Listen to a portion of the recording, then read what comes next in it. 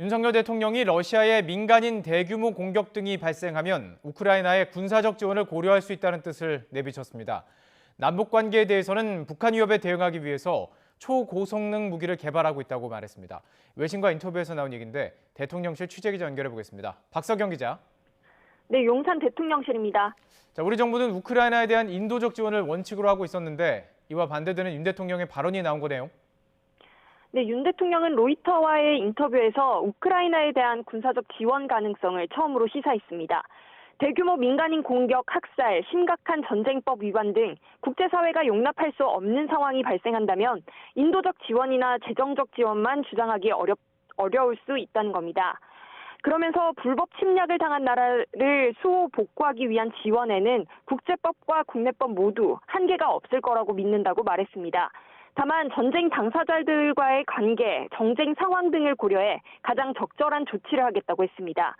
이는 그동안 우크라이나와 미국 등의 무기 지원 압박에도 한국이 살상 무기 지원 불가 입장을 고수했던 것과 전면 배치되는데요. 대통령실은 전제가 있는 답변이고 정부 입장이 변경된 건 아니라며 확대 해석을 경계했습니다.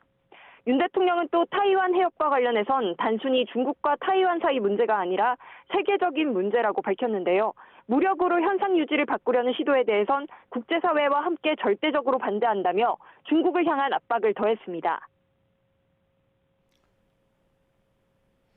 또 남북 관계나 북핵 대응에 대한 생각도 밝혔죠. 네, 윤 대통령은 북한 위협에 맞서기 위해 감시와 정찰, 정보 분석 능력을 강화하고 초고성능, 고출력 무기를 개발해 나가고 있다고 밝혔습니다. 전면전 가능성에는 단순히 남북한 문제가 아니라 동북아 전체가 잿더미로 변할 수 있다며 그런 일만큼은 막아야 한다고 답했습니다. 미국 등 동맹국들과 일본을 포함하는 아시아판 나토 구상에 대한 질문에는 핵 대응을 위해 나토보다 더 강력한 조치를 준비해야 한다며 일본이 가입해도 문제는 없겠지만 확장 억제의 경우 한국과 미국 사이 더 많은 진전이 있었던 만큼 한미 간 시스템을 먼저 만드는 게 효율적일 거라고 설명했습니다. 남북 관계에 대해서는 보여주기식 남북 정상회담은 없을 거라고 못 박았는데요.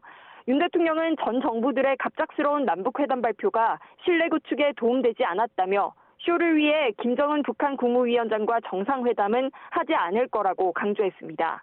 다만 인도적 지원에 대해서는 대화의 문을 열 수 있고 이런 논의를 바탕으로 경제와 군사를 포함한 민감한 주제로 넘어갈 수 있다고 덧붙였습니다. 지금까지 용산 대통령실에서 YTN 박석영입니다.